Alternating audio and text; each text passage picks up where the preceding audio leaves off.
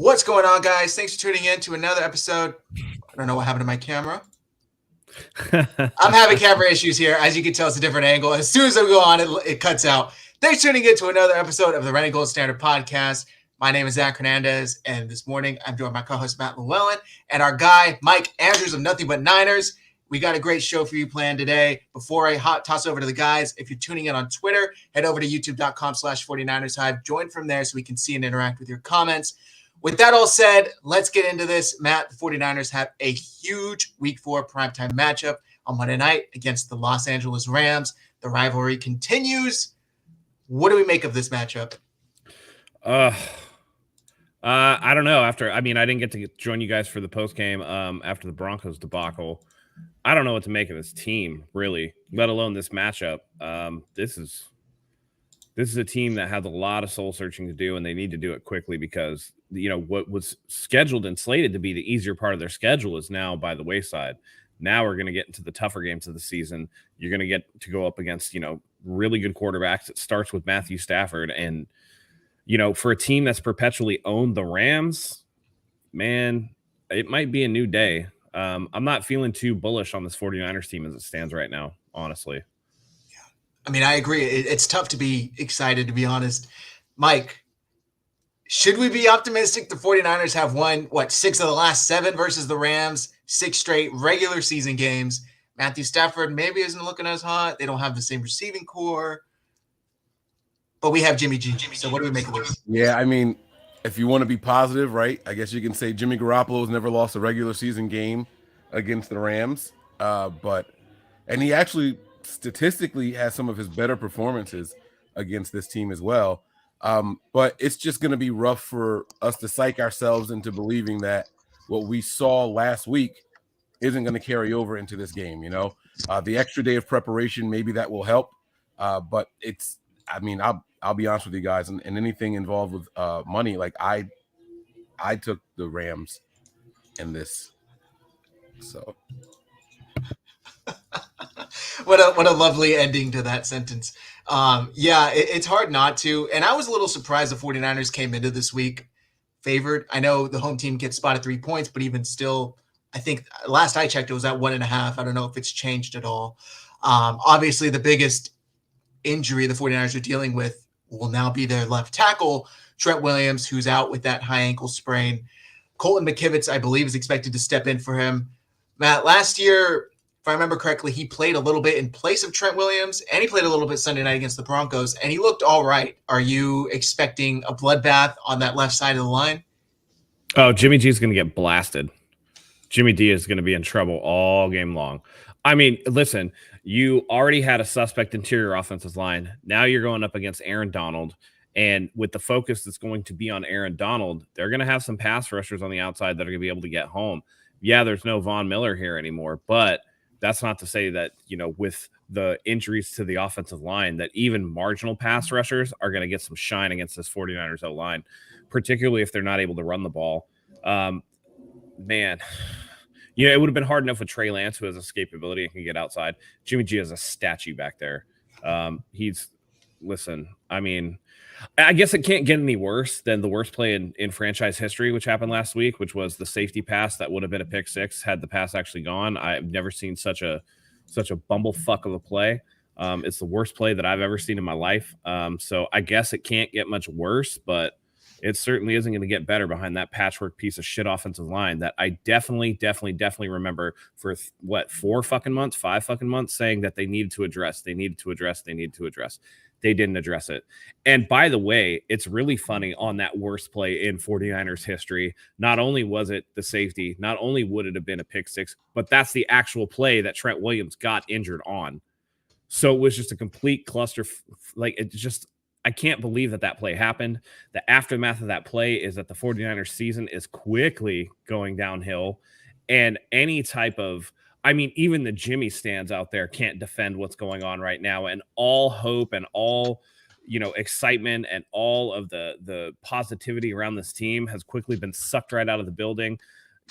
People are questioning Kyle. People question Jimmy.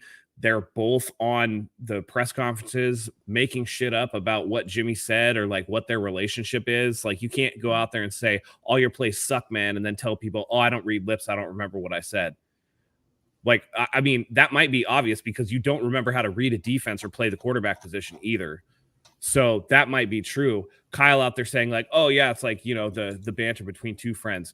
Kyle does not look like the type of guy that's going to let his friends talk to him like that. So they can miss me with that bullshit. I think that's the theme. We went from revenge tour to rehab tour back in 2020. And I think that it's another even number year curse where 2022, we go from, trying to make a move with Trey Lance to just being a team that's complete bullshit. So I don't know, man. Garbage.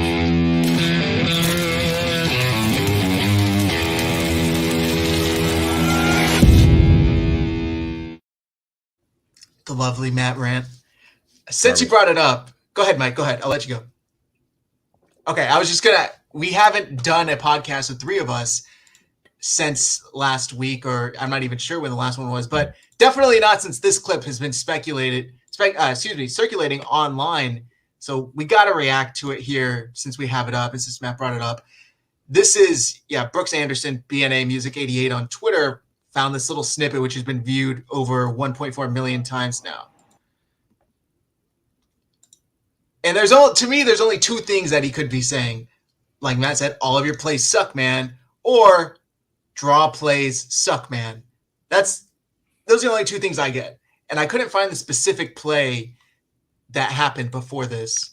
It wasn't a draw play, though, on that play. I didn't think it was. I thought it was just a normal pass, if I remember correctly. Pass. He definitely said, all your plays suck, man. Like, that's exactly what he said. Yeah. And then when asked about it at the press conference, he said... Jimmy G might not remember, but Pepperidge Farm remembers. Pepperidge Farms remembers. Kyle Shanahan was asked about it, and he says, this is what is hilarious to me, just totally contradicting himself. I'm not a very good lip reader, but I probably won't watch it. Then he added, the clip to me is a joke. I can't believe we're even talking about it. I'm pretty sure that's not what he said. So how can you not watch it, won't watch it, yet you're pretty sure that's not what he said at the same time? Go ahead, Mike. In Kyle's defense, they get briefed on things that the press is likely to ask. So something like that blowing up on 49ers Twitter, it's all over the different radio stations and things like that. People are talking about it. They had to say, look, there's a clip going around where people think Jimmy is saying all your plays suck. So, be prepared for it. Doesn't mean that he watched it. Doesn't mean that he saw it. And he probably can't believe, he probably can't believe that they are discussing it. All of those things can be true and him still know what the rumors were. Just to throw Kyle just a little bit of bail. But how can you think that's not what he said or be sure that's not what he said? If you didn't even watch it, you don't plan on watching it, it's like somebody telling you like, this is what this paper says. I don't think that's what that paper says. I don't believe it. I think it's one of those things where you have people in your life where, maybe your friend commits murder and you're like, dude, he wouldn't do that sort of thing before all the facts come out. And then when all the facts come out, you go, oh shit, he did. He did say that. He did do that, and I think that's kind of what that is. It's also part of Kyle's cockiness. Like, there's no way this guy's going to tell me my plays suck. Like, he's not dumb enough to do something like that. It could be the arrogance and all. Like, dude, like the plays that I call, you can't even execute. There's no way he's going to say my plays suck. I don't care what point in the game you guys thought he said that. There's no way he's going to say that about me. Like, that guy knows better. If anyone's going to say it, it's not going to be him, right? So I think that part of that is in there also. Like, Jimmy wouldn't say that. Just like earlier in the offseason, Brandon Marshall was there for the I Am Athlete podcast, and they were like, yeah, so Sean McVay said that Kyle was on with them. I'm sorry, this was not at the presser. Kyle did like a little 15-minute episode with them, and they said, yeah, so we talked to the Rams, and we were talking to Sean McVay, much like how you gave us time. And McVay said, Kyle's not at the top anymore. Like, the NFC West runs through us, and like he's got to deal with us now. And he was like, wait, did he really say that? Because I'll respond for real if he said that. And they were like, no, just kidding. He didn't say that. But like, Kyle's that type of person. Like, wait, that guy said that? Like, I will air his shit out if that's really what he said. But the guys were like, no, just kidding. He didn't say that at all. So he was like, oh, okay, because I didn't think Sean would talk like that. Like, Kyle was ready to let loose. Like, you could tell, like, Matt said, like, his friends aren't going to talk to him like that. That's furthering Matt's point, right? Like, People who know me know better than put me like that. So I do think all that's funny. I think a lot of it too is that Kyle is kind of stuck with Jimmy right now, so he's going to try to quash any whatever. But at the same time, I bet you Kyle got red ass on him behind the scenes.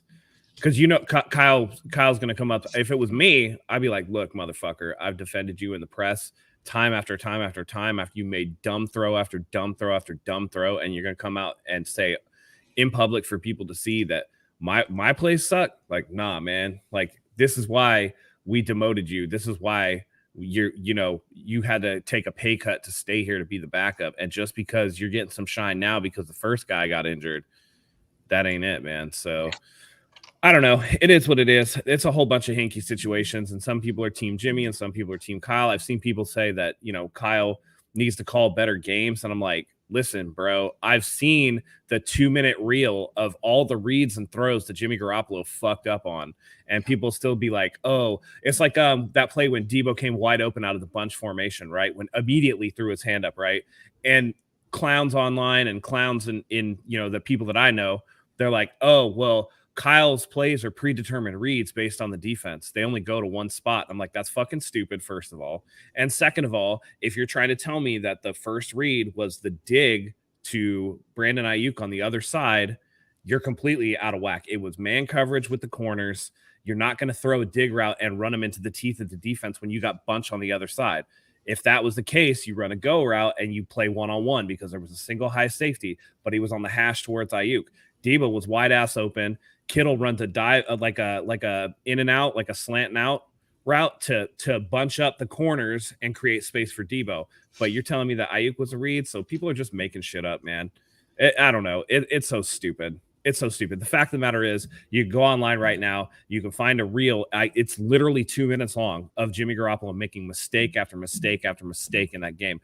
Even on the pass that he hit to Debo that was wide open, it was such a badly thrown pass that Debo had to turn around and caught it on a back pedal and fell down when that should have been a touchdown pass.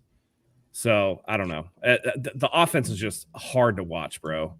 It's so hard to watch. But, I mean, I'm in love with the defense, and I think that could be our saving grace that could still get us to the playoffs because this defense is nice. Yeah, I mean, we better hope defenses actually do win championships, because if the Niners get there, it's going to be with a miracle and through the defense. There were, just adding on to Matt's point, a handful of plays that were a house call. If Jimmy just hits and executes them correctly, that's 7 points right there. I can think of two off the top of my head to Deebo Samuel where he's wide open. And I just think it's hilarious. Like you said, Matt, Kyle Shanahan is literally still defending Jimmy, including on the play where Jimmy runs out the back of the end zone. Kyle, what did he say? I shouldn't have called that. I shouldn't have put him in that position. Like, he's still taking ownership. And I thought it was funny when Jimmy was asked about this, he said he didn't know what he said, which I find hilarious because how can you not know what yourself said? And then he basically said, if I do take ownership, if I do mess up, I'll always take ownership of my mistakes. And I'm like, but he never does, bro. No, he never does. He's just saying it like because people called him out on it. He's like, oh yeah, I do that. Yeah. It's like if somebody asks if you wash your hands after you take a piss, and everybody knows that you don't, but you don't think anybody saw you, so you're like, yeah, I do. Throw the screenshot up that I sent you, bro. I'm doing it right now. Exactly what I'm talking about. This is the shit that I'm talking about. We all saw the post-game presser, and Jimmy took zero. It's we have to be better. We have to be better. Right. Not one thing say I have to make We don't have a lot of time together. Yeah. Right. But look, this is the play that I'm talking about. Blow this up, dude. Jimmy is staring right fucking at Debo, and he just does not throw the ball. There is nobody over the top. That's insane. That's touchdown. That he's looking there. He's looking there. He's literally looking at him. And you know what it is? If I don't make this throw, I'm not going to hear the end of it. Let me take the safer underneath route. That's what he threw it like down here, right? He threw it to Ayuk. Yeah, that's down at the bottom. And I got idiots telling me that was the fucking primary read. No goddamn way. Kittle had run this slant in, right? Who's that? Jennings up top is like running a different route. I think it's like a 5-yard out, but he's running like they're layering the route so that Debo can get open because Kittle is diving inside to rub this corner so that he can't take Debo. There's a single high on the opposite hash. I mean, that's a touchdown all day. Yeah, easy. And it's an easy throw. Look at the distance. A fucking high school quarterback can make that throw. we're not talking about a 40, 50-yard throw or anything like that. Even from where Jimmy is standing to where Debo is right there. It's 15 yards. 15 yards. That's 15 yards.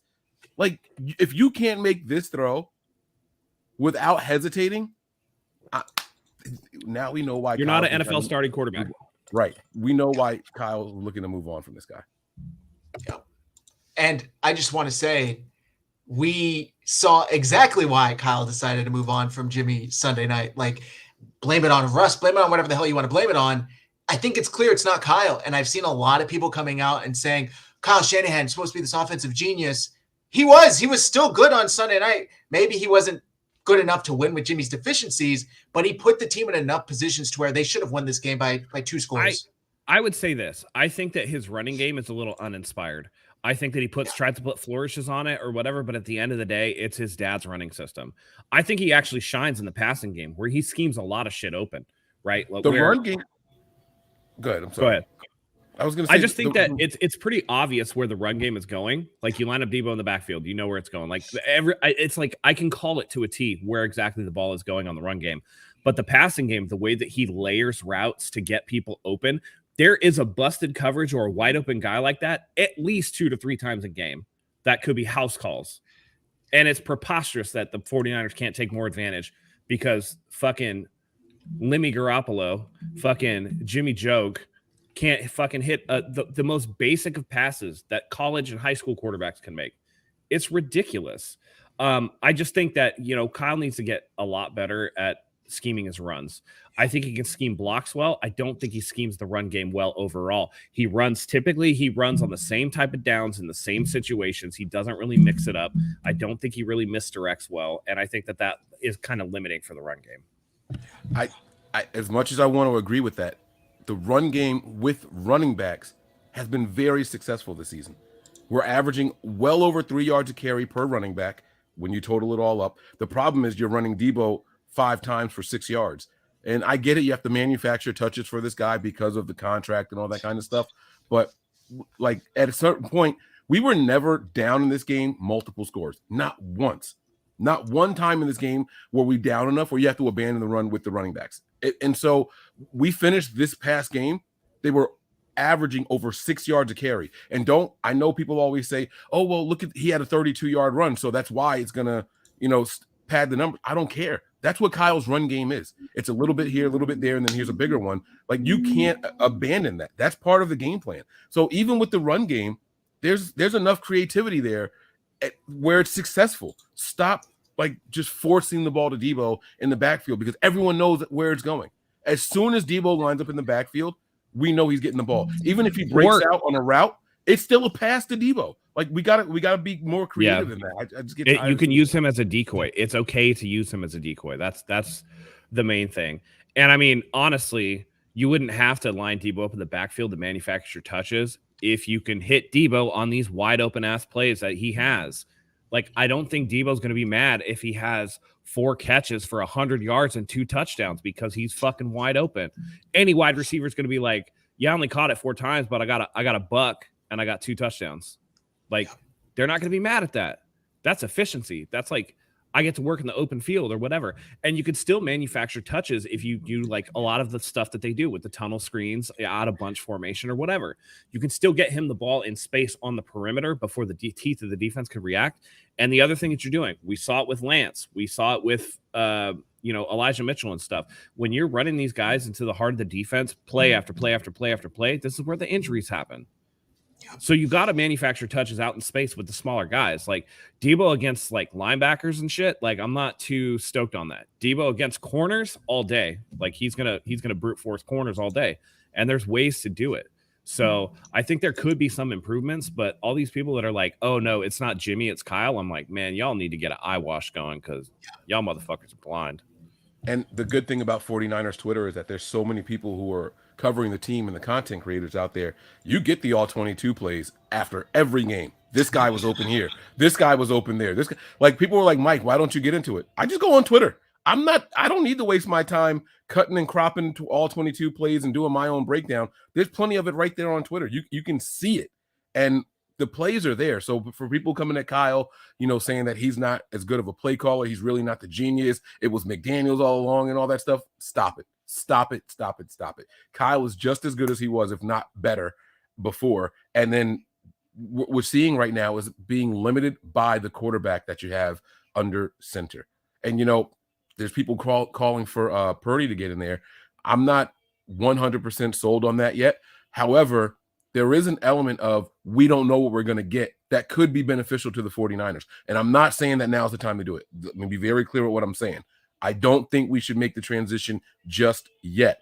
However, there will come a point in the season where Jimmy hurts his pinky nail and he's going to miss a game. He's going to miss some snaps. And I will be glued to the screen every snap that he's in there taking under center Purdy. So we just got to be patient. And back to the defense is going to be good enough in this game in particular to hold us up. The Rams, they have 9 sacks on the season. They're averaging 3 a game, right? Aaron Donald only has 2. He's still causing his disruption and things like that. But the Niners defense it's something different. Like, we went into this offseason saying, all right, what's going to be the weakness? Probably the safeties, especially when we lost Jimmy Ward, right? The safeties are playing they're the best tandem in the entire NFL right now without Jimmy Ward out there. They're getting their hands on balls. They're tipping them to each other. They're making plays behind the line of scrimmage. You can't ask for more from the safety group, the weak spot. That was where the deficiency was, right? That was the weak spot of this defense. Look at how good these guys are playing. It's a shame. It's a crime that the offense can't hold up their end of the deal. We got to get it figured out and get it figured out sooner than later. I mean, if the defense keeps playing like this, then maybe you look into making a move with Ward at the deadline, because he's going to be a free agent anyway. He's on the wrong side of 30, coming off another injury. But if you can get value for him, something that's going to help out your offense, maybe you can move Ward. And, if it's looking like Elijah Mitchell's not going to be back right, maybe you move Ward and somebody else and go out and get a guy that's disgruntled but talented, like a Kareem Hunt or something like that can actually help supplement the offense. Because for as much love as people have for Jeff Wilson Jr., you can't pretend like Kareem Hunt isn't a better option. So, speaking of the defense, unfortunately, we're going to go over the injury report for both teams. And, Matt, I want to get your thoughts on a certain player on the injury report. So, for the 49ers, did not participate on Friday.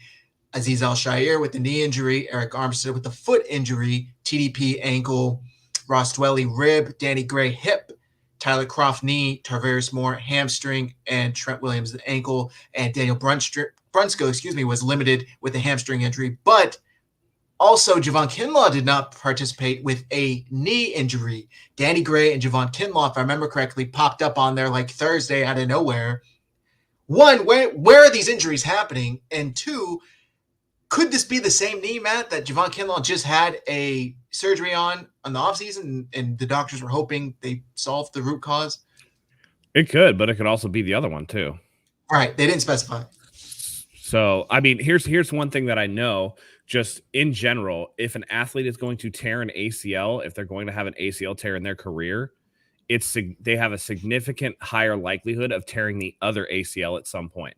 That's statistically how it goes. It's probably something physiologically with your body that predisposes you. I know for a fact that female athletes are more inclined to tear their ACLs, but that's because they carry wider hips and they have a little bit of inversion from their hip to their knee angle, which causes stress on the knee. They tend to pop their ACLs a little more than men do. The same thing could be true for athletes. Again, you are predisposed to a second ACL tear in the opposite knee if you have one in the first knee. So, because you see a lot of guys, right, where they have like this horrific angle of attack, specifically at baseball. I remember Bryce Harper was in San Francisco against the Giants. It's raining. He steps on first base and his knee just like backward bows. And you're just like, all right, his knee is completely blown out. Like there's no way he's coming back from this. Bone bruise, no ligament damage. Came back in like 2 weeks. So some people are just built and they just don't get knees injured. Other guys, it's like we saw Sterling Shepard just not even running fast. Boom, ACL. So, and I believe he had a prior ACL injury as well. So that's just one of those things. I don't know which knee it is. I wouldn't be surprised if it's the twice repaired one. I mean, you can only do so much before you're compromising the structural integrity of something. But we don't even know what it is. So it could just be something as simple as like his knee is sore. Yeah, that's exactly what I was going to say. I think this is probably more of a precautionary thing. We have the extra day. If he came in there and said, guys, it feels a little tight, just one small complaint about that knee, I'm just going to say, hey, sit down. It's Thursday. We have until Monday. Sit your ass down, relax. We'll reevaluate it in a day or two, see how you're feeling. We have time. Take advantage of the extra day in the workout schedule. You know what I mean? I wouldn't be overly concerned about it.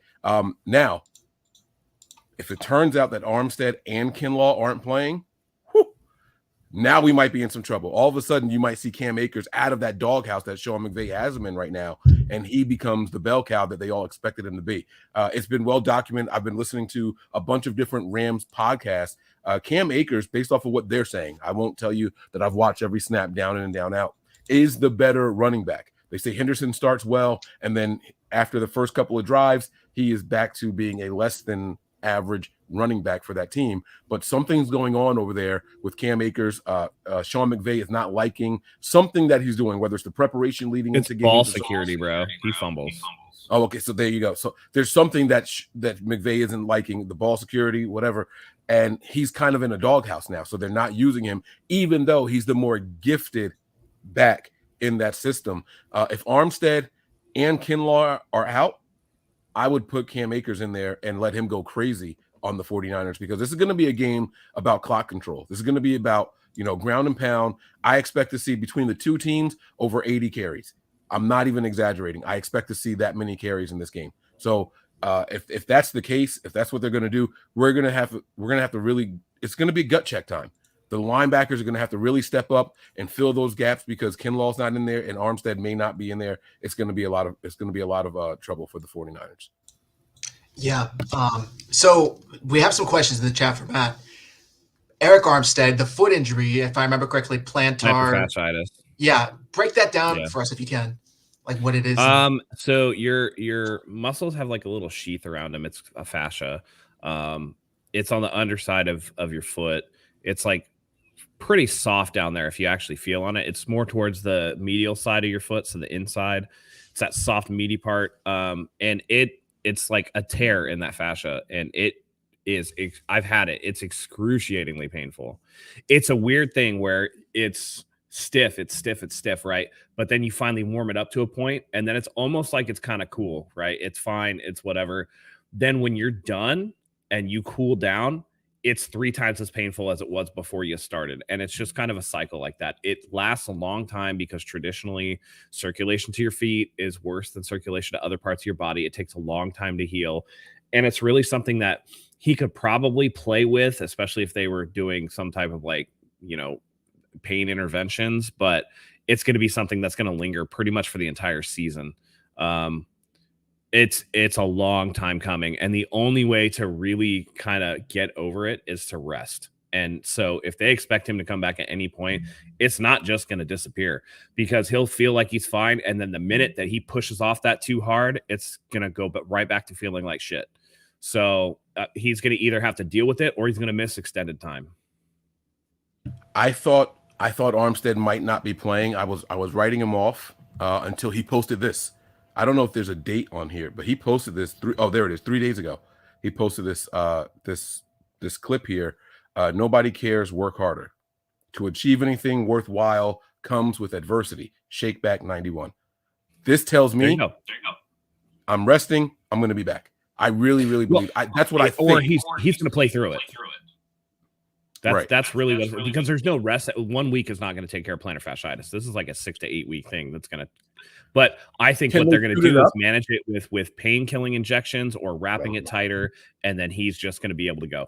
It's not like he can do anything like worse. Like the fascia is already torn, but it's not like it's going to put him at a higher risk for any other type of injury per se. Right? It's more about pain management and being able to work through it. So if he can do that, then he should be okay.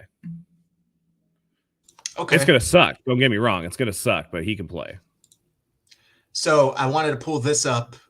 On the flip side, we have the Rams injury report, and it will have a new offensive line out there for the Monday night. So the Rams injury report for Friday, center Brian Allen with a knee injury, corner Jacoby Durant with a hamstring injury, guard David Edwards illness, and corner David Long with a groin injury all did not practice. Jordan Fuller, their safety, was limited, and Darian Kendrick, their corner, was a full participant. But my guy Brad over at SF Niners tweeted this out, or tweeted out this graphic. Gary Klein noting that the Rams offensive line will be left tackle Joe Noteboom, left guard Bobby Evans, center Coleman Shelton, right guard Alaric Jackson, and right tackle Rob Havenstein. Totally new offensive line, including two new guards. And by the way, just to break in real quick, Matt Barrows just tweeted on Twitter that Eric Armstead and Javon Kinlaw are on hand at the start of today's practice. Okay. Breaking news. This is where the 49ers make their money, by the way. Yes, sir. This is the line you got to get your guys healthy against. And look, if there's ever a time to play through some pain, it's to finish the first quarter of the season 2-2. It's to finish the first quarter of the season in first place in your division. Forget all the other teams. They can go out there and win. They can go out there and lose. It does not matter. We win this game, the first quarter of the season. If we're in first place in the NFC West, it was a success. I know what we lost along the way.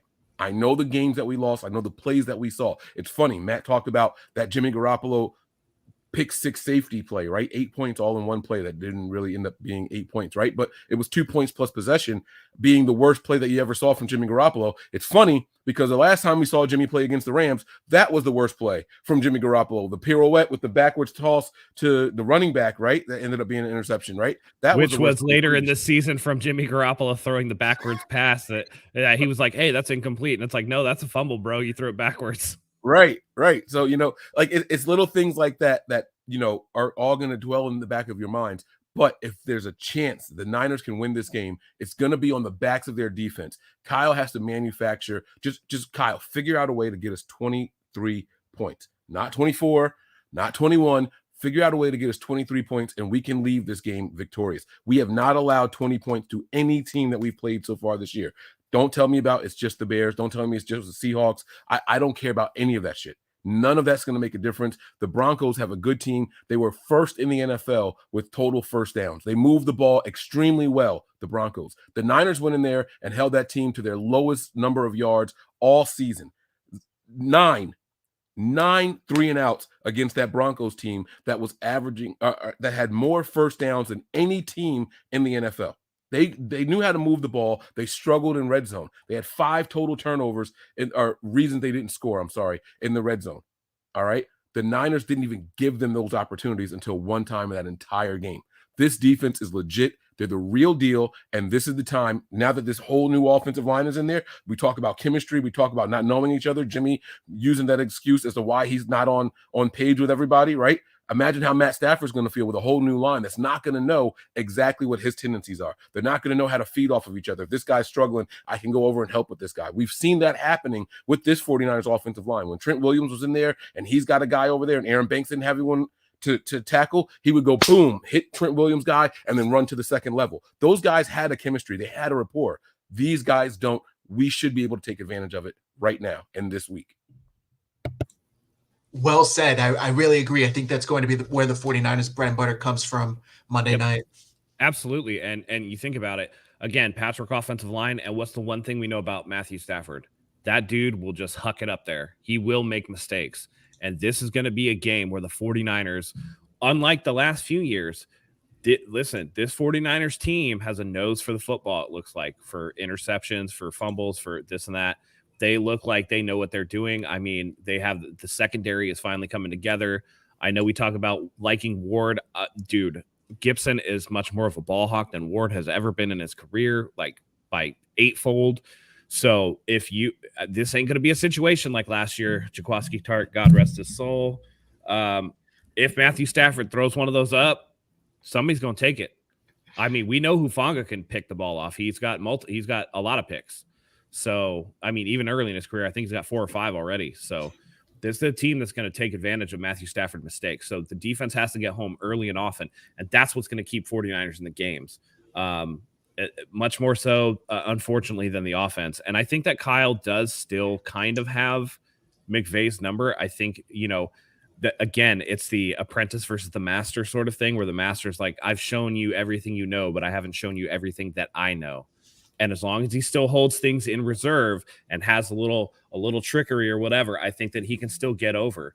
I think that the Rams have a pretty decent record. They've been doing pretty good or whatever, but I do still think that there's some of that Super Bowl hangover.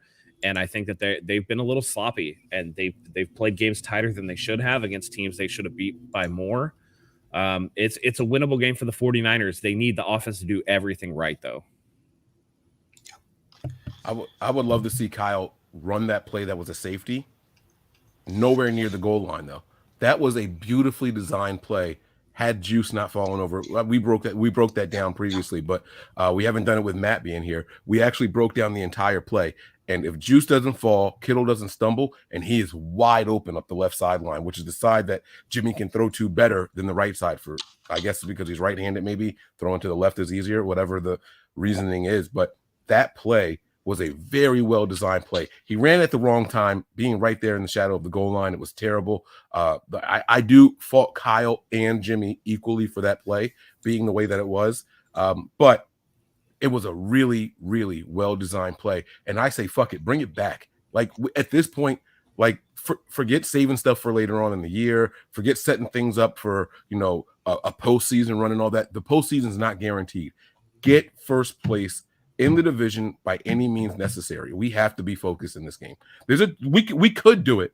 We could do it. But if Jimmy comes out and plays the way that he did last week, we're going to lose this game. It's not a question of whether or not we can overcome. You can't overcome the offense literally giving points to the other team. That's one thing that you cannot overcome. Your defense can play lights out if they want to, but you're not going to be able to overcome those things. But if we can go ahead and run this play from the 40-yard line, it's a touchdown for George Kittle. I guarantee it. Look at this. God, if Kittle didn't stumble. Look at that. Look at that play. So, I'm not going to do the whole breakdown here, but one more for me. I want to see this. Number 22 is supposed to watch the running back, but he ends up picking up George Kittle because George Kittle came out later. So what if this play works in rhythm?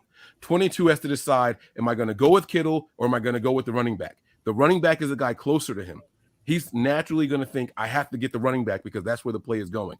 Kittle already tripped by this point. So I don't know if you can run it back or not.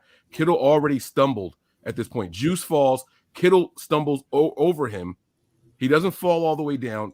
And then, boom, there's the stumble right there. Okay. If Kittle doesn't stumble, now you're putting 22 in a spot where he has to decide, is it the running back or is it George Kittle? One more. Run it back one more time. I want to see it one more time. 90% of the time, that guy is going to go for the running back, knowing Jimmy Garoppolo's tendencies. He doesn't like to throw deep.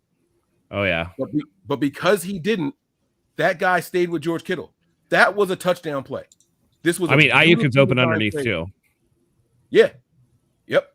I mean, either way, it's a big game, right? Ayuk will probably be caught by one of those two guys in a normal situation, but it's a game to give you some breathing space. It's at least a first down. We run this play away from that goal line where Jimmy's not backing out. If the offensive line just holds up for a freaking second, I mean, they folded. The line completely folded on this play. Also, and look at the numbers. Yeah, I was going to say, you broke that down on the Patreon. I bet you Kyle Shanahan had no idea that the left side, left on our side, the right side of their line would break down, considering, 1, 2, 3 on the right, and then only 2 on the left compared to all of these 49ers players, yet the pressure immediately comes from this side. Terrible. It was, yeah, it's wild and it's unfortunate, but I agree with you, Mike. A lot of people were like, why would he call this play in the end zone? He knows how backed up they are. What was he thinking? But if it's executed correctly, it's either a touchdown or a big gain, at the very least a first down. So that's why I don't agree with the people that say Kyle Shanahan is, needs to get out of here or needs to improve his playbook, or it's Kyle, not Jimmy. Kyle did enough. Listen, it's definitely Jimmy. Come on. Everybody talks about Jimmy's QB wins or whatever. He was 19-5 through the 2019 season. And then since then, he's been 14-11. Like he's fallen off He's big time. averaging more than a turnover a game. A game, exactly. And it doesn't matter how well Kyle, we've seen it. It doesn't matter how well Kyle draws up a game plan or how beautifully he designs the plays. At the end of the day, when Kyle calls these plays, it's up to the players to execute. And Jimmy Garoppolo, the only thing that he's executing is the 49ers' chance to win at this point. I love that. Real quick, I just want to ask you guys. Sorry, I'll let you go after Mike. But there's been talk of if Kyle Shanahan is replaced, which I don't think will happen in the least, right? But Lynch will go first. Yes, Lynch I agree. will go first. DeMeco is on the up and coming. He's likely going to be gone after this year. He should have been gone after last year, but he decided to turn those offers down, stay another year as 49ers defensive coordinator. If they chose to move off from Kyle Shanahan, could we see a situation similar to when Harbaugh got moved off from and they chose one of his coaching staff coaches in Jim Tomsula? I always call him Tom Jim Sula. But could that be similar to where the 49ers say, we're going to let you go, but we're keeping your staff member, DeMeco Ryans, you're now the head coach? I would say, while it's possible, it would have to be contingent on one very important thing, that when you're trying to develop a young quarterback, having a defensive head coach makes that prospect even harder than it should be. So it would have to come with a caveat of, we really need to get somebody in here that can maximize Trey Lance's talents. For me, I would much rather they go with an offensive guy who's not only going to have his scheme and have, this and this and that, but who knows enough other offensive guys that it's going to maximize what Trey can do. So while DeMeco is outstanding as a defensive coordinator, there is something to be said. I mean, he's only been a defensive coordinator for 2 years. So there's something to be said about too much too quickly. I don't know. And it's not to say that DeMeco Ryans wouldn't eventually become a great head coach, but I mean, look at all the guys how long was McVay in the NFL coaching before he got a shot? Or even Kyle, how long was he in the NFL? I mean, he made Matt Schaub a Pro Bowler in 2008. And he didn't get his shot for 8 or 9 years. I'm not saying that Kyle or that DeMeco Ryans isn't going to be eventually an NFL head coach and a successful one at that. I'm saying that with only 2 years under your belt as a major coordinator, I think that being asked to be a head coach that quickly, I think is unfair to him. And I think that it sets him up for, potentially too much too soon. What's your take, Mike? Yeah, no. It's one thing to try to move on from a head coach and try to replace him with someone on the staff. But if you do replace him with someone on the staff, I think you want to try to stick with the same offensive scheme. This is what Trey Lance sat on the bench and learned for an entire season. And then after that, it's supposed to be his year. We're ready for you. We've developed this whole playbook based around your skill set and your talents. You don't want to, Kyle's not going in. I understand how people feel in the moment. I do. I really, really do. I said on that play that we showed, I blame Kyle as much as Jimmy for where he ran the play and all that, Jimmy's execution of the play or lack thereof. But you're not going to move on from Kyle right now, not this season. And when it comes to DeMeco, I think he's on a mission. What that mission is, I'm not quite sure. We were already a top 5 defense last year.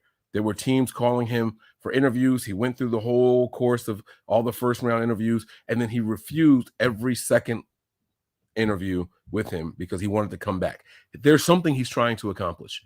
Is it to bring the Lombardi here to the Bay back? Is it to bring it back to the Bay? I'm not sure, but he's on a mission for some reason, whatever it is that's motivating him to stay. I don't know if he got a bump in pay because of it, and it didn't get reported. It doesn't affect the salary cap, so we wouldn't likely hear about that anyway.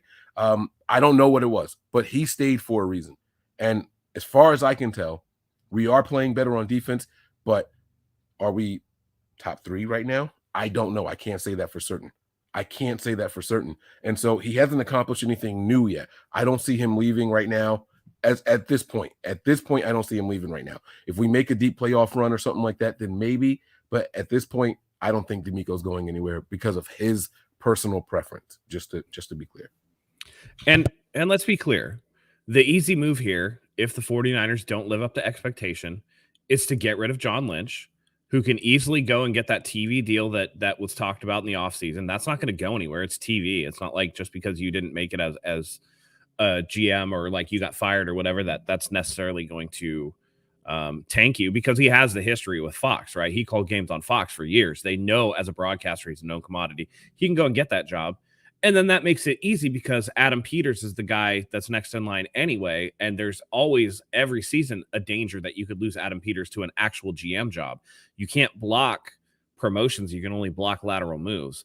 So for Adam Peters, it's the next step, right? Kyle is going to be the last domino to fall on that. So I think that, again, if the 49ers don't live up to expectations, I don't think Kyle is going to be the one. So really, you'd look at losing D'Amico Ryans to an external position, not because, you need to necessarily promote him within the 49ers organization too soon. Kyle's not going anywhere. He just got the 6-year extension, and it's a lot easier for John Lynch to accept the buyout or go and do this TV deal than it is for them to because with John Lynch gone, what really changes with the scheme or anything like that?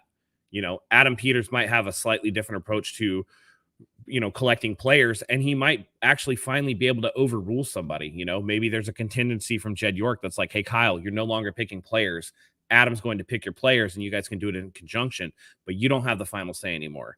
And then maybe we see a shift in draft. And then with a lack of injuries, with more production from the 2, 3, and 4th round spots, maybe we see Kyle's scheme actually get to grow because you take that component out of it. It's a tale as old as time. Head coaches that are allowed to pick their own players with no oversight don't typically tend to work out. They're the outliers, the ones that do, because you need somebody with an objective observation, an objective approach to getting players that'll fit a scheme rather than the guys that you love. So I think that, again, if anybody's going to go, it's going to be John Lynch, not Kyle Shanahan. That's a good point. I just want to say, Matt, you're on fire this afternoon, whatever time it is. I appreciate your insight. So let's get into this game, right? 49ers, Rams. Crazy. Because I haven't had any cocktails yet, Zach. That's right. Yeah. Usually I'm a little mushy by the time we go on because, Jimmy G leads me to drink that Jimmy Gin. That's fair. So. That's fair. Jimmy Gin. That's a good man. That man should start a gin company. That would be. I'm gonna start calling him Jimmy Guillotine because he cuts the head off of this team every time he goes out there. You're on it. All right. This matchup is going to be a tough one to watch, in my opinion. I don't know what to expect out of this offense. And the only reason why I'm slightly optimistic is I don't think what we saw from Jimmy Garoppolo is what we're going to see for the next 14 games. What we saw from him on Sunday night. I think that was on the very, very, very, very far end of the spectrum that is Jimmy Garoppolo as a player. I mean, we were talking about this the other day, Mike. Is there a worse game we've seen from Jimmy since he's been the starting quarterback? I really don't think there is. So I can't imagine we're going to come out and see a repeat performance of his worst game ever against a team he's familiar with that has gotten, in my opinion, they've regressed since the last time they played in the playoffs. And you pointed it out, Mike, on the Patreon show that we did.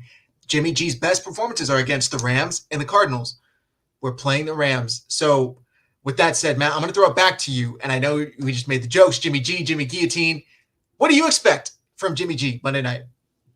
I expect a Jimmy Classic game, more in line with what we got against the Seattle Seahawks and what we got against the Denver Broncos.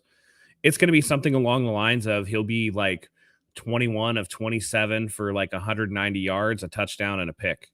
Like just a classic Jimmy game where he doesn't do anything that's going to kill you too bad, but he's not going to put you in position to win. And I think it's going to be on everybody else to kind of carry him to victory. And I really do think that the way that the 49ers can win this game is to get after Matthew Stafford and force him into mistakes and get good field position so that those drives where Jimmy's only getting you like 20 yards on the drive actually puts you in position for Robbie Gould to kick a field goal. This team is going to live off a 3, right? They're going to be the Golden State Warriors. It's got to be 3 all day. That's hilarious. Mike, what are your expectations for Jimmy G Monday night? All right. I'm going to try to be positive here. I'm going to say it. I think Jimmy Garoppolo has a bounce back game. I don't think that we see the horrible shit show that we saw last week. I don't think we saw what we saw in the NFC Championship game. I think Jimmy settles in. I think he takes the easy throws. I think we're going to see a lot of screens, a lot of short passes across the middle, him getting the ball out of his hands as soon as possible. This is what the reason I think his stats are as good as they are is largely in part because of Aaron Donald being on the other side. I know that sounds crazy, right? But his stats against this team, we just talked about it. The two teams he plays the best against are this team and the Cardinals. And I think it's because of their pass rush. They know this team so well that their pass rush gets after them. Kyle's not going to draw up many plays where he has to hold the ball, turn his back to the defense, read a defense, and then make the right throw. He's going to design a lot of quick outs. Jimmy's going to be dinking and dunking all the way down the field all game long. And then that's also going to be supported by a phenomenal run game. I think we can take advantage of the run game. People talk about Brunskill owning Aaron Donald, when in reality, we're just running plays away from Aaron Donald. It's not that Aaron Donald is terrible when he plays against the 49ers and Daniel Brunskill. The truth of the matter is we avoid Aaron Donald. We see where he is, and then we try to move the ball away from him. Where we messed up, where things were a little bit different last year, was that they had Von Miller, and so that allowed them the freedom to move Aaron Donald to 3 other positions whenever he wanted, and he moved all up and down that defensive line. There is no Von Miller this year. I don't think they're going to go out there and just trust, what's my man's name right now that's got a sack for them? Ashawn Robinson. You know what I mean? I don't think they're going to go out there and just trust that Leonard Floyd or Tack McKinley is going to come in and just be that guy, right? They are solely depending on Aaron Donald to be the disruptor, and the Niners will play around him no matter what's going on. So Kyle's going to look at the formation, the personnel that they run out, and he's going to say, all right, this is what we're going to do. And he's going to execute those plays that way. You guys talk about Kyle as a play caller. I think he puts on a clinic in this game to give the 49ers their best shot at winning this game. And it's going to start with Jimmy Garoppolo, believe it or not. A lot of dink and dunk for big yardage, yards after the catch. I think the Yak Bros show why they came up with that name, while the shirts were selling, saying Yak Bros. This is going to be the game for it all right now. I'd design plays to stay away from. I know we picked on him for week 1, but I'd also design plays to stay away from Jalen Ramsey too. You got to stay away from Donald and Jalen Ramsey if they can do that. Like whoever Jalen Ramsey is going to line up against, sorry, you're not going to really get touches this week if that's the case, right? He has to design in mind, where's Jalen Ramsey going to be on the field, because Jalen Ramsey does travel, and it's got to be A and B. And I know I talked about earlier that, I have people saying Kyle is like predetermined or whatever, like with one read or whatever. I can tell you that it would behoove Kyle to be predetermined in terms of, I ain't throwing here, right? Like I ain't throwing where Jalen Ramsey's at. I think that would be good, but then like give options everywhere else. There needs to be multiple. And again, it's hard because you have to rely on Jimmy G's decision-making. I would just put it in his head. Hey, do not test Jalen Ramsey. Do not test Jalen Ramsey. Know where he is on the field at all times, right? And then go where you need to go. But there are opportunities here. I do think I agree with Mike that they're going to get the ball out of Jimmy Garoppolo's hands as fast as possible. You cannot, with this offensive line, with the way that it's in shambles, even with lackluster edge rushers, you cannot try to develop these down the field plays on a consistent basis. It's got to be a lot of quick screens, slants, drags, whatever you got to do to get the ball out of Jimmy's hands. And if not, then you're running the ball. So. Yeah, I mean, I agree with that. Quick releases, because we cannot afford this. Again, we talked about the Rams offensive line being a little patchy. 49ers offensive line is going to go in with a new look due to Trent Williams not being there. So we'll see how this shapes out. You have something to add, Mike? Yeah. So let me just ask you guys this question just straight up. If you guys were to head over to MyBookie and place funds on this game, which way are you going? Like I said, I have the paper right here. I already picked the Rams, but this was before me knowing that offensive line is a whole remake. I probably would have taken the Niners then, and that sucks because on my picks here, the Monday night game is always a tiebreaker. So now I'm crossing my fingers, hoping that my regular picks are enough to win this for me, because I think now the Niners might have a shot. But if there was cash on the line, if you guys are heading to MyBookie right now, how are you going to do it? Who are you saying takes the cake here? I think I'm taking the Rams, because even though it's a road game, the 49ers are only getting 1.5, like at home. That to me speaks that Vegas or the odds makers are not, very confident in this 49ers team. I would take the Rams in the points, to be honest, because I'm with Mike. I think straight up the Rams probably win this game. Unfortunately. Damn. I gotta see more than 10 points out of this Jimmy G offense before I can bet on this team. I just can't do it, man. You know what? I'm taking the Niners. I'm taking the Niners money line. I don't know what it is about Kyle Shanahan, Sean McVay, Jimmy Garoppolo. I was watching Locked On 49ers the other day, and they had on, I forget his name, but the Locked On Rams guys, and they were saying like something about Jimmy G when I see him just fucking scares me down to my core. Like, I don't know what it is. Like, he just has our number. And up until this last playoff game, the 49ers have been just completely owning the Rams. And he mentioned even that week 18 matchup where they thought they got ahead. They thought it was over. Jimmy fucking G brought the 49ers back through his arm. They did most of it passing. I just watched that game again last night.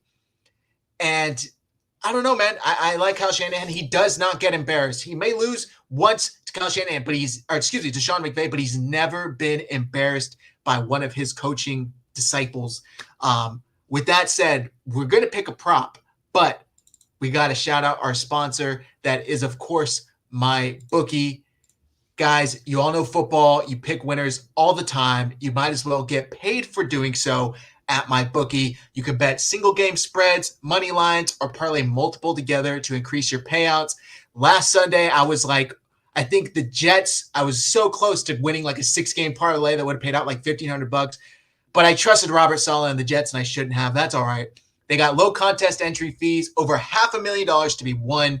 Make it so you don't have to be a pro gambler to have some fun. You might be asking, Zach, how do I get started? It's super simple. Just visit Mybookie.ag and use promo code Hive, H-I-V-E. It's on the screen right here. And once you make that first deposit of $50 or more, you will secure a double deposit bonus. They will instantly match all the way up to $1,000. You deposit $500, they'll match you $500. You can do the math. That's promo code Hive, H-I-V-E, to get your first deposit matched dollar for dollar, all the way up to $1,000. Mybookie is a proven sports book, and that makes it super simple to bet and super simple to win. So make this your winning season, guys, exclusively at Mybookie. With that all said, let's pick some picks. It's going to be a tough one. I'm not sure how many you guys want to take a look at, but let's pull it up, baby. Let me go to my trusty sheet here. All right. I got my answers here already. So Mike's prepared. All right. So 49ers money line are currently at 179, negative 179. Whoa, this is next week. I don't know why this is next week. Let me pull it up. Okay, listen. I already got mine right now. The over under for this game is 42.5. With these offensive lines looking the way they are, I'm taking the under. I'm always team over, but this week I'm going under. I'm taking the under. I don't like these offenses with what they're doing with the offensive lines. I think I'm gonna take the under on this one. Matt's onto something here, right? The Niners have not allowed 20 points to anybody they faced this season so far. I don't see that trend changing right now. And I don't think that we're going to go out there and just score the lights out. I don't think we're putting up 30 or 40 points on this team. And so if that's the case, the under feels a lot safer to me than anything else. Okay. I'm trying to find. Damn, you got some fundage in there, bro. Let's go. I see you. Let's go. Yo, I hit on a bet. I forget. I think week 1, I hit on a bet. That was like a $700 bet, like it paid out. So I'm telling you guys, these parlays pay out. So make sure you're over here hitting on them because look, $5, $10, $20, that could turn into $150, $200, $500. So I had more before Thursday night, but unfortunately. Listen, I had a $15 parlay, and had I won, this is going to sound crazy to you guys, it was $38,000, and I lost it by one team. You guys want to guess what game that was? 49ers Broncos? No. It Thursday night? It was the Colts and Chiefs. That's right. That was the one game. That's the one game that blew $38,000. gone. The one that seemed like it would have been a short thing too, right? Right. Yeah. 38 G's. So, but it's so much more fun though. The only thing I wish, forget winning or losing, right? I just wish that it wasn't a 1 o'clock game because I just ripped up my tickets because I picked them on all of them. So I just ripped up my tickets and didn't care. But then I went back and looked and I was like, oh my God, I was so close. Like that was a 1 game. So it's a lot of fun, man. So, all right, here we go. Let's go. This is going to be my bet. I've done this a couple times and it usually hits halftime, full time. I think the Rams are going to be up at half, and I think the 49ers come back to win it. And that's plus 674. So let's do the bet. $30 pays out 202. Here we go, baby. Rams at half, Niners win. Call me crazy. Call me crazy. I don't know. That is tough, man, because here's why I hesitate, right? I don't know what the Rams are going to do throughout the first half, but the Niners' first 2 drives are usually their best 2 drives. So that's a little tough for me to sit here and say with a straight face, man. Like I would be scared about that. I think the Niners defense comes out really well. And if the Niners defense falters, it's going to be because the offense isn't doing their part and they're tired later in the game. I think the first half, the defense is on point. This is going to be interesting, man. This is going to be really interesting. I like it, though. I like it, man. Good luck to that. Good luck. I appreciate it. All right. With that all said, let's get into our offensive, defensive MVP predictions, and we'll wrap it up with the final score prediction. Guys, if you're in here, comment, chat, however you want to get it to us. Send us your predictions. If you get it right, you win some merch. Nobody's ever gotten it right. That's not true. One person got it right last year, but they never responded to win the merch. So make of that what you will. Matt, I'm going to start with you. I know your defense, so let's start with offensive. Offensive MVP, I am going to go with Brandon Ayuk. I think that he's going to have a good game this week. I think that Jalen Ramsey and Sean McVay are going to be so preoccupied with holding off Deebo Samuel that Brandon Ayuk is going to benefit from that. I think Brandon Ayuk has 6 catches for 75 yards and a touchdown with 70 yards of yak. My offensive guy is going to be none other than Jeff Wilson Jr. I think Kyle sticks with the run game. I think he establishes something here. And I'm going to say Jeff Wilson Jr. has his first 100-plus yard game this week. I'm going to say Jeff Wilson Jr. with 1 touchdown, 107 rushing yards. That's going to be my offensive MVP. Mine, I got to go with Deebo Samuel. The dude has balled out against the Rams the past, I don't even know how many times, 3-4 times. He always shows up against the Rams. There's that hatred. I know he's probably just playing that clip of Aaron Donald asking who when he's asked, how do you prepare for a guy like Deebo Samuel?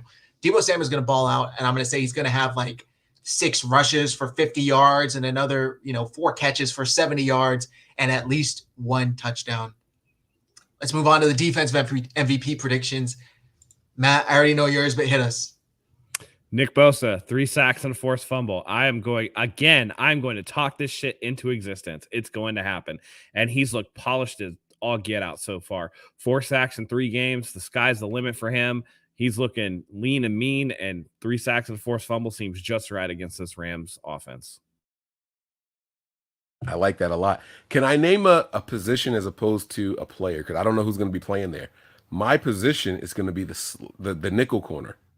I don't know if it's going to be Lenore or Womack, right? Because last week there was a little curveball there. Lenore got the start and played over Samuel Womack, right?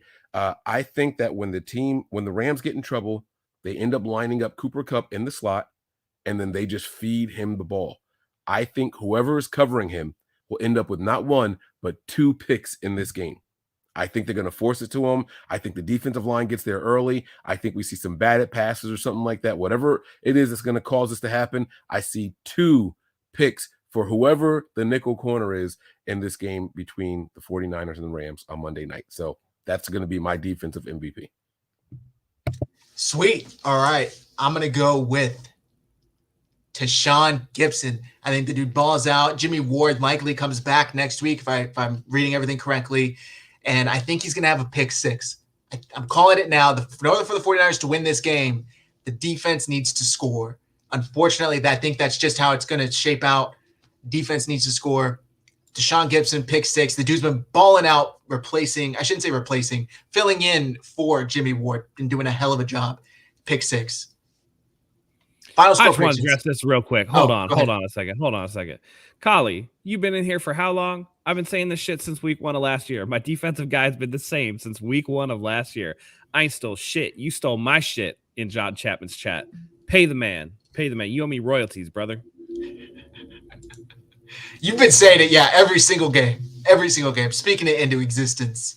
Let's go wrap it up. Final score predictions. Mike, let's start with you. Who's winning this game? So despite what I wrote on paper, I did not know about the new offensive line for the Rams. I'm going to flip it. I'm going to say Niners win this game 23-18. 23-18 49ers. I know they're weird numbers to try to put together. I get it. I know. I can't explain it. Maybe there's some mixed extra points or something like I don't know. Someone's going for 2 because they're desperate, trying to stay within something. I don't know. But 23-18 is what's coming to me. I'm going to rock with it. I'm going to do something entirely unprecedented. Is 23-18 under the total score? What was the total score line again? Wasn't it like 42.5? Yeah, so that would be 41. Yep. I'm going to do something completely unprecedented, never before done on the Red and Gold Standard podcast, never before done in predictions. I'm going to, because I'm back and forth. I'm torn. I can't decide either way. 2020 tie.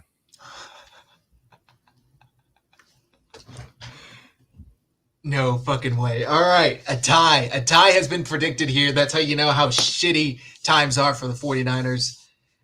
I'm going to go 21-17. And I think it's going to come down to like a 4th down stop by the 49ers defense. 21-17 Niners. And I think the Niners end it with their defense like they did last year in week 17 or whatever. Maybe not with a pick, maybe a 4th down stop. I don't know. It's going to be a classic nail biter. The 49ers always do this shit to us. Aside from that week 2 win against Seattle, it's almost like every win is like, oh my God, are they going to win? Are they going to win? And they somehow have previously walked out with that win. I think they're going to walk out Monday night victorious 21-17.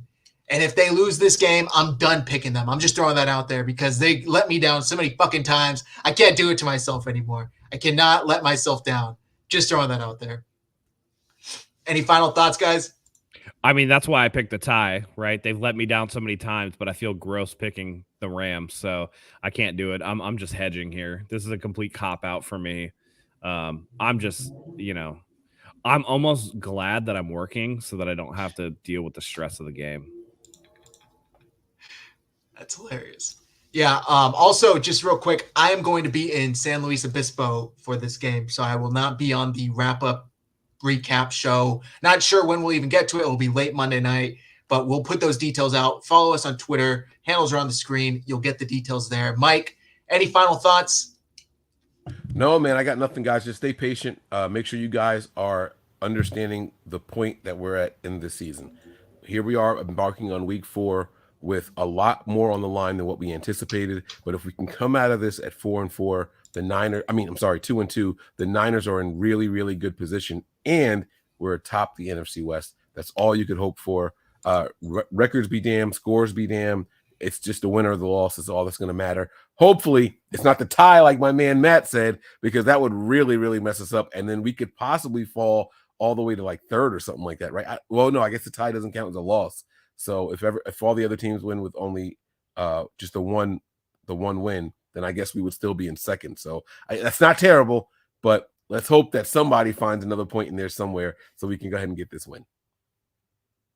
All right, man. This is going to be a tough game. Let's hope the 49ers come out with it, come out on first place in the NFC West, like Mike just said. With that all being said, thank you, everybody, for tuning in. I hope you have a fantastic rest of your weekend. Matt, you want to carry us out? Absolutely. We love having you here each and every week. We're bringing you content as much as we can. It's been a rough season so far, but hopefully, fingers crossed, the 49ers can do something to kind of turn the season around. We got our fingers crossed for Monday night. So thank you as always for joining us. And until next time, go Niners.